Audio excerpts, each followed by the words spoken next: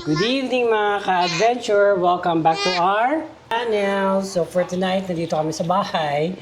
Wala kaming camping, but another day, another budol find. So we have a new camping light na i-feature namin sa aming vlog. So these are the new camping light. So multifunctional nga siya. So pwede siyang white light, and dalawa yung adjustment niya.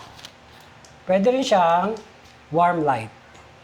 At dalawa din yung So, ang kagandahan nito is magnetic yung ilalim. So, pwede mo siyang ilagay sa table at magnetic na siya. Okay? At pwede mo siyang i-adjust. So, hanggang 1.5 feet yung taas. Pwede siyang nakaganyan. Pwede rin siyang yan, static pang camping light na warm light. Okay?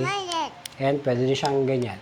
And pwede rin siyang isabit kasi meron din siyang sabitan sa ilalim. So pwede mo siyang isabit, nakahang. Pwede mo i-stretch. Okay? Pwede mo din i-change yung light. Yan, nakasabit. So, it's a nice find. Something that we can use for camping and emergency light as well during brownout or during typhoon. So, ito siya. Ito yung box. So, what's included in the box is this camping light, this multifunctional camping light, and mayroon isang USB-C cable.